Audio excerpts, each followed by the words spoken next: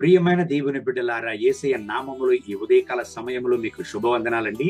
కీర్తనల గ్రంథం 37:28 వాక్యాన్ని చదువుకొని ఈ రోజు కొరకు మనము ప్రార్థన చేద్దాం.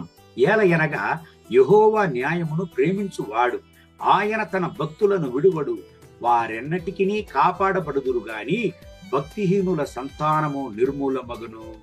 యెహోవా తన భక్తులను ప్రేమించువాడు మాత్రం కాదు, వాళ్లను కాపాడు దేవుడుగా ఉంటున్నాడు. అంత మాత్రం కాదు, భక్తిహీనుల సంతానము నిర్మూలించబడునంట. ప్రియమైన దేవుని బిడ్డలారా, ఈ ఉదయకాల సమయంలో ఈ దేవుని వాగ్దానాన్ని మీరు ఉంటున్నారు. కీర్తనకారుడైన దావీదు దేవుని చేత ప్రేమించబడు భక్తుడుగా ఆయన ఉండాడు. అంత మాత్రం కాదు, దేవుని యొక్క కృపను ప్రేమను కలిగిన దేవుని దాసుడుగా ఆయన వర్ధిల్లాడు. సౌలు రాజు ఎంతగా దావీదును నాశనము చేయడానికి, నిర్మూలన చేయడానికి చూసినా దేవుడు దావీదును మాత్రం దుర్మార్గమైన పథకం కలిగిన సౌలుకు దావీదును అప్పగించలేదు. కారణం, దావీదును దేవుడు కాపాడాడు. ప్రియమైన దేవుని బిడ్డలారా, ఈ ఉదయకాల సమయంలో ఈ దేవుని వాగ్దానాన్ని మీరు వింటున్నారు. మీ జీవితంలో తాళలేని హింసలు, పోరాటాలు, విపత్తులు, అయ్యో నేను ఎవరికి చెప్పుకోగలను, నా పరిస్థితి ఎవరికి తెలుసును, దేవుడు నన్ను కాపాడునా, నా కుటుంబాన్ని కాపాడునా, నా బిడ్డల్ని కాపాడునా, నా భవిష్యత్తును కాపాడునా అని ఒక ప్రశ్న మీలో ఉంటున్నదా? ఒక విషయాన్ని అర్థం చేసుకోండి. మీరు దేవుని బిడ్డలుగా ఉంటున్నారా? మీరు దేవుని భక్తులుగా ఉంటున్నారా? దేవుడు ఎన్నటికీ మిమ్మల్ని చేయి వదలడు, మిమ్మల్ని కాపాడు దేవుడుగా ఉంటున్నాడు.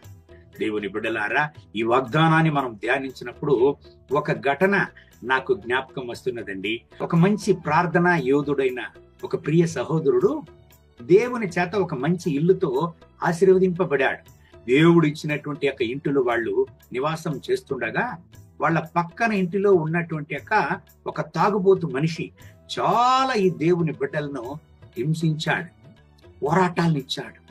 ఆ ఇంట్లో నుంచి వాళ్ళు వెళ్ళిపోవాలి అని ఎన్నో హింసలను, సమస్యలను కలుగజేశాడు. ఈ దేవుని బిడ్డలు ఆ మనిషిని సమాధానం చేయడానికి ఎన్నో పథకాలు చేసినా ఆ మనిషి వినడం లేదు. తాగేసి వచ్చేటప్పుడల్లా ఈ దేవుని బిడ్డల ఇంటి ముందు ఉండేటువంటి నీళ్ల కుళాయిని ఇంచేసేవాడంట. జరిగినది ఏమి?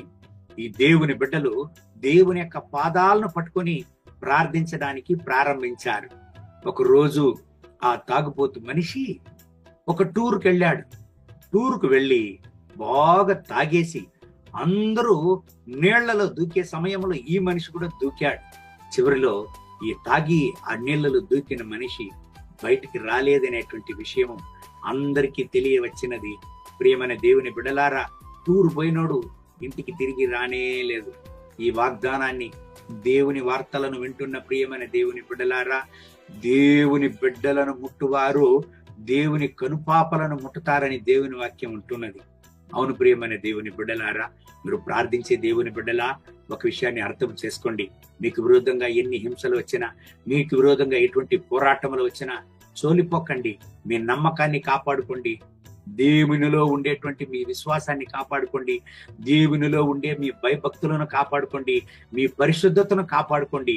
మీకు విరోధంగా వచ్చే ఆయుధం వర్ధిల్లకపోవును. అంత మాత్రం కాదు, భక్తిహీనుల యొక్క సంతానము నిర్మూలించబడునంట. నిరంతరమైన సమాధానముతో దేవుడు మిమ్మల్ని నింపు దేవుడుగా ఉంటున్నాడు. కన్నీటితో, వేదనలతో, పోరాటాలతో ఉంటున్నారా? ధైర్యము కలిగి ఉండండి. దేవుని బిడ్డలారా, దేవుని నమ్మండి, దేవుని వాగ్దానాలను నమ్మండి. మిమ్మల్ని దేవుడు కాపాడును, దేవుడు మిమ్మల్ని చేయి వదలడు. కళ్ళు మూసి ప్రార్థన చేద్దామా? మహోన్నతమైన ప్రభువా, ఈ ఉదయకాల సమయంలో నాతో కూడా ఏకీభవించి ప్రార్థన చేసి ఈ ప్రియ సహోదరుల కొరకు ప్రార్థన చేస్తున్నాను. వీళ్ళని ఆశీర్వదించండి, వీళ్ళని దీవించండి, మీ రక్తపు కోటలో వీళ్ళని దాచుకోండి.